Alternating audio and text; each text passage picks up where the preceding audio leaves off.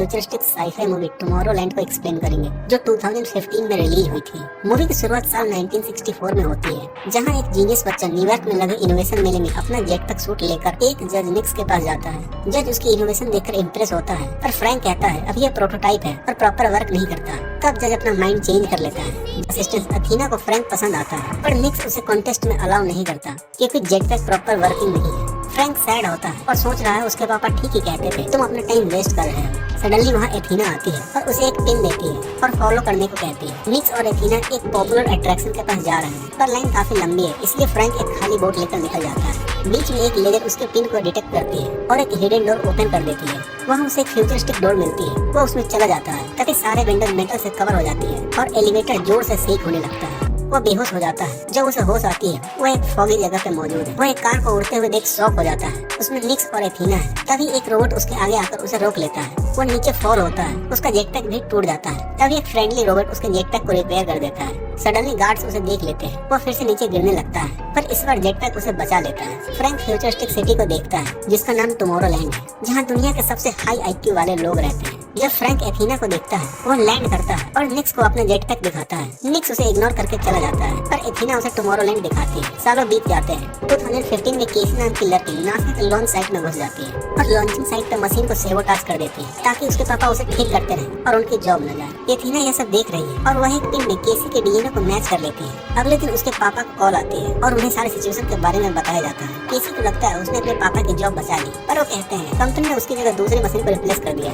इसलिए तुम्हें मेरी जॉब बचाने की नाकाम कोशिश बंद कर देनी चाहिए। पर वो पॉजिटिव रहने को कहती है और फिर से मशीन को खराब करने लगती है। पर इस बार पुलिस उसे अरेस्ट कर लेती है। कुछ घंटों बाद उसकी रिहाई मिल जाती है और उसका सामान उसे लौटा दिया जाता है। उसके साथ वह पिन भी है। जब वो उसे टच करती है तो उसे दूसरी जगह पे विजन आती है। कॉइन नीचे गिर जाता है और जब केसी उसे फिर से टच करती है तो उसे फिर से सेम विजन दिखता है। नेक्स्ट टाइम केसी पिन को हाथ में उठा लेती है और थोड़ी दूर पर उसे एक फ्यूचरिस्टिक सिटी दिखती है। पर जब वो चलती है, वो जेल की दीवार से टकरा जाती है। इस बार केसी पिन को कागज से उठाती है। तभी वो देखती है उसके पापा उसे देख रहे हैं। रास्ते में जाते हुए केसी के पापा उसकी हरकतों के लिए उसे डांटते हैं। वो कहती है आप एक बार इस पिन को टच करके देखिए, आपको सब समझ आ जाएगा। उसके पापा पिन को टच करते हैं, पर उन्हें कुछ नहीं दिखता। मतलब पिन सिर्फ केसी के लिए वर्क करता है। उसके पापा पिन को अपने पॉकेट में रख लेते हैं। रात को जब उसके पापा सो रहे थे तो वो पिन को चुरा लेती है। जैसे ही वो पिन को टच करती है, उसे दूसरी दुनिया दिखने लगती है। वो आगे चलती है पर नीचे गिर जाती है अपने सीढ़ियों से। उसके पापा उसको देखते हैं। केसी पिन को लेकर खुले एरिया में चली जाती है और फिर पिन को टच करती है। वो टुमारोलैंड में पहुंच जाती है। वो उस सिटी की एक ट्रेन में ट्रैवल करती है। उसके पिन में एक टाइमर चल रहा है, उसे कोई नहीं देख पा रहा। केसी नेक्स्ट स्टॉप पर ट्रेन से उतर जाती है और कुछ साइंटिस्ट को देखती है। वो उन्हें फॉलो करना चाहती है, पर पानी आ जाता है। टाइम खत्म हो जाता है। वो खुद को एक लेक में पाती है।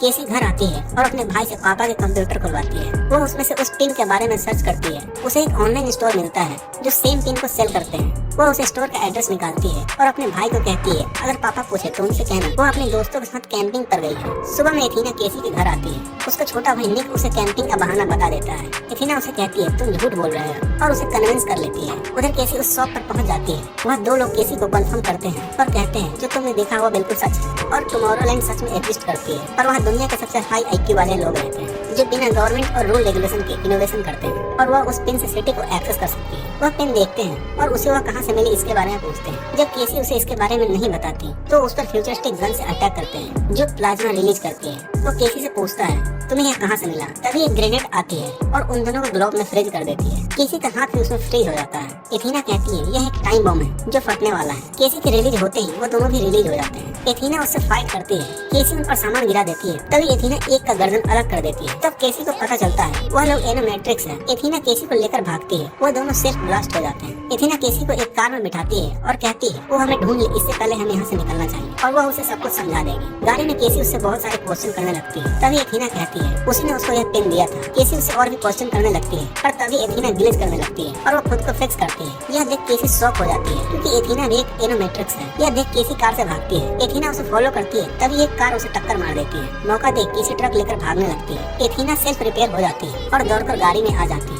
वो की निकालकर गाड़ी के गेट को लॉक कर देती है। केसी चिल्लाने लगती है। फाइनली एथीना उसे शांत कराती है और कहती है ये तुम्हारा लास्ट पिन है और तुम्हें टुमारोलैंड जाना चाहिए क्योंकि उन लोगों ने कुछ ऐसा बनाया है जो हमारे पास नहीं है। उधर क्राइम लोकेशन पर पुलिस आती है और रोबोट के जले हुए सर को देखती है। वह और वहाँ इन्वेस्टिगेशन करे उससे पहले वहाँ एक डेव नाम का एजेंट आता है जो खुद को सीक्रेट सर्विस का एजेंट बताता है। रोबोट को देखने के बाद डेव सभी ऑफिसर को मार देता है। उसके लोग कहते हैं उन्होंने लड़की को ढूंढ लिया है। उधर दोनों न्यूयॉर्क की तरफ जा रहे हैं। वह किसी के पास जा रहे हैं जो उसे टुमारोलैंड ले जाएगा। केसी उसे क्वेश्चन करने लगती है पर एथीना शट डाउन हो जाती है। नेक्स्ट मॉर्निंग एथीना उठती है और ड्राइविंग करने लगती है ताकि केसी सो पाए। एथीना उसे बताती है हम जिसके पास जा रहे हैं उसका नाम फ्रैंक है। वो अपने और फ्रैंक की स्टोरी सुनाने लगती है। थोड़ी देर बाद केसी की आंखें खुलती है और उसको एक घर के सामने गाड़ी से निकाल दिया जाता है क्योंकि एथीना अब चली गई है, इसलिए लोगों से हेल्प मांगने के अलावा उसके पास और कोई रास्ता नहीं। तभी एक गार्ड डॉग उसका पीछा करने लगता है। केसी फिसल कर गिर जाती है। वो देखती है डॉग अपना फुटप्रिंट नहीं छोड़ रहा, मतलब वह एक होलोग्राम है। उसे इग्नोर कर केसी दरवाजे को नॉक करती है। वह कैमरे के सामने टीम को दिखाती है और टुमारोलैंड के बारे में पूछती है। एक जोरदार हवा का झटका केसी को दूर गिराती है। तभी वहाँ फ्रैंक आता है जो अब बड़ा हो गया है। वो केसी को वहाँ से जाने के लिए कहता है और बताता है टुमारोलैंड कुछ नहीं है, यह बस लोगों को मैनिपुलेट करने का एक नाम है। तब फ्रैंक चला जाता है और डोर को लॉक कर लेता है। केसी वहीं बैठती है जब बारिश हो रही है। उसे एक आइडिया आता है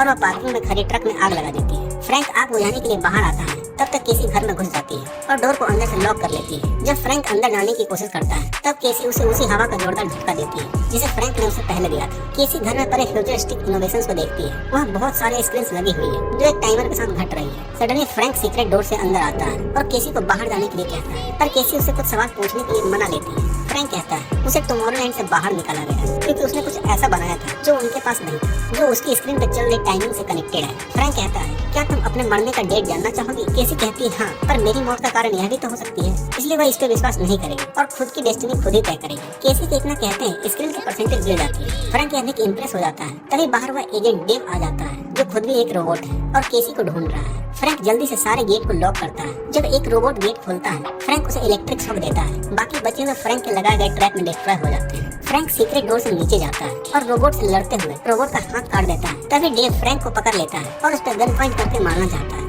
सडनली केसी उसे पीछे से नॉकआउट कर देती है। दोनों एक टब में बैठते हैं और सीधा एक लेक में जाकर लैंड करते हैं। फ्रैंक अपना हिडन मोटर बाइक स्टार्ट करता है पर वह स्टार्ट नहीं होता। वहाँ एथीना आ जाती है। उन दोनों में आर्ग्यू होने लगता है। फ्रैंक कहता है तुमने तो कहा था सारे पिन डिस्ट्रॉय हो गए हैं, तो इसके पास एक पिन कैसे आई? एथीना कहती है उसने पिन इंटेलिजेंट लोगों के हायरिंग के लिए रखा था। फ्रैंक कहता है अगर एथीना झूठ बोल रही है तो ज्यादा क्वेश्चन करने पर वो शट डाउन हो जाती है, इसका मतलब वो तुम्हें इग्नोर कर रही है। फ्रैंक कहता है एथीना फेक इमोशंस दिखाकर तुम्हें बीच रास्तों में छोड़ देगी। हालांकि एथीना को उसकी बातों का बुरा लगता है पर वह इग्नोर करती है। फ्रैंक अपने सीक्रेट चैम्बर में जाता है जहाँ से तीनों टेलीपोर्ट होकर आईफिल टावर पर पहुँच जाते हैं। वहाँ एक गार्ड खड़ा हुआ है। फ्रैंक अपने बहुत सारे क्रेजी इन्वेंशंस निकालता है। जो गार्ड को टच करते ही वो बेहोश हो जाता है। वह सब एक रूम में जाते हैं जहाँ बहुत सारे फेमस इन्वेंटर्स के स्टैचू लगे हैं। फ्रैंक बताता है आईफिल, टेस्ला, बम और एडिसन इन लोगों ने टुमारोलैंड को स्टार्ट किया था और आईफिल टावर को एंटीना बनाया गया था। वहाँ एक सीक्रेट एंट्रेंस है जिसे फ्रैंक रिवील करता है। ऐसा करने से टावर दो भागों में बढ़ जाता है और एक रॉकेट आती है। तभी वहाँ रोबोट्स आ जाते हैं। जल्दी से रॉकेट स्टार्ट होती है और एक गेटवे में एंटर करती है। वह सब टुमारोलैंड आ जाते हैं। अथॉरिटी उन्हें लैंड करते हुए देखती है और उनके पास आती है। तभी फ्रैंक एथीना को एक स्पेशल बॉम्ब देता है जिसे वो अपनी बॉडी में छुपा लेती है। निक्स वहाँ आता है और उन्हें अरेस्ट करना चाहता है। तभी फ्रैंक और एथीना बताती है केसी की वजह से स्क्रीन की परसेंटेज गिर गई थी। यह सुनकर निक्स शॉक होता है और सबको लेकर फ्रैंक के डेंजरस इन्वेंशन में ले जाता है जिसका नाम टोकियन मशीन है। एलिवेटर से ऊपर जाते हुए केसी को अपने फ्यूचर की बहुत सारी झलक दिखती है। सब मशीन के सेंटर में पहुँचते हैं। फ्रैंक केसी को उसे चलाना सिखाता है। इसकी हेल्प से वह इंसानी इतिहास के किसी भी पल को देख सकते हैं। केसी शॉक हो जाती है जब वो अपने कुछ दिनों पहले के दिन को देखती है। फ्रैंक कहता है इसकी हेल्प से तुम फ्यूचर भी देख सकती है। वो हाई स्पीड में मूव करती है और देखती है प्रॉब्लम आने वाली है और 58 दिनों बाद दुनिया खत्म हो जाएगी। मशीन ने प्रेडिक्ट किया है 58 दिनों में दुनिया खत्म होने वाली है। केसी निक्स से कहती है अगर तुम यह सब जानते हो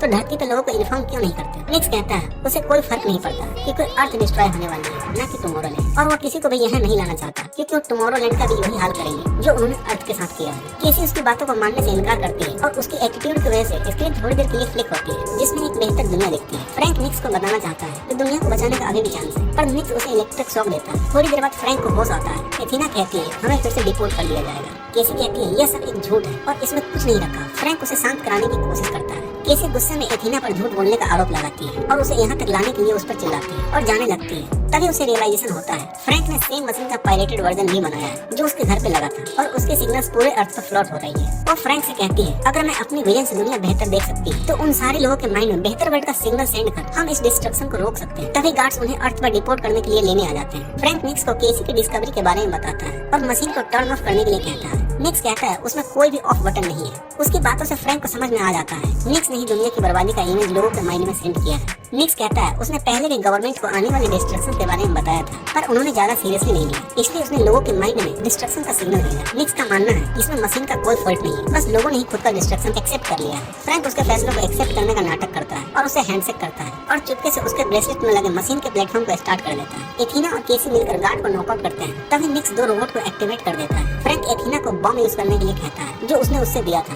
तभी रोबोट उसे पकड़ लेता है। एथीना बम को केसी को पास कर देती है। केसी प्लेटफॉर्म की तरफ दौड़ती है, प्लेटफॉर्म हाई स्पीड में ऊपर जाती है। एथीना एक रोबोट को कंट्रोल कर लेती है और दूसरे रोबोट को पोर्टल से बाहर फेंक देती है। उसके साथ निक्स पे भी अटैक होता है। केसी अपने फ्यूचर फ्लैश को देखकर बम को एक्टिवेट कर देती है। जब वो बम को फेंकने वाली थी तभी निक्स पोर्टल को डाउन कर देता है। एथीना रोबोट की हेल्प से प्लेटफॉर्म को कैच कर लेती है और पोर्टल को क्लोज करने के लिए कंट्रोल पैनल की तरफ दौड़ती है। पोर्टल क्लोज हो जाती है जिससे एक रोबोट डिस्ट्रॉय हो जाता है और दोनों बाहर ही रह जाते हैं। तभी केसी एक्टिवेट बम को ढूंढती है। उनके पास पोर्टल को फिर से खोलने के अलावा और कोई रास्ता नहीं था। पोर्टल खुलते ही फ्रैंक पोर्टल की तरफ दौड़ता है। एथीना बम को पोर्टल के बाहर फेंकती है ताकि बम उनसे दूर जाके फटे, जिसके कारण पोर्टल का एक हिस्सा टूटकर निक्स के ऊपर जा गिरता है। वो उसमें फंस जाता है। वो गन से फ्रैंक के ऊपर फायर करता है पर वो सिर्फ फ्यूचर का एक फ्लैश है और एथीना फ्रैंक को बचाती है। वो फ्रैंक को बचाने में डैमेज हो जाती है। फ्रैंक उसे रिपेयर करने के लिए ले जाता है पर एथीना उसे ऐसा करने के लिए मना करती है और बचपन की कुछ बातें बताती है। वो कहती है वो भी उसे लाइक करते थे, पर जब फ्रैंक को पता चला कि एथीना भी एक रोबोट है वो उससे दूर रहने लगा था, जिससे एथीना को बहुत हर्ट हुआ। वो कहती है तुमने मुझे ऐसा फील कराया जैसा कोई रोबोट फील नहीं करता। थोड़ी ही देर में एथीना की बॉडी एक्सप्लोड होने वाली है। एथीना चाहती है उसके एक्सप्लोजन की हेल्प से वह मशीन को एक्सप्लोड करे। फ्रैंक अपने जेटपैक सूट पहनकर एथीना को ऊपर ले जाता है और उसे मशीन में गिरा देता है, जिसके कारण पूरी मशीन डिस्ट्रॉय हो जाती है और उसका मलबा निक्स के ऊपर जाके गिरता है और निक्स मारा जाता है। सडनली टुमारोलैंड में पावर कट हो जाती है। फ्रैंक बुरी तरह लैंड करता है।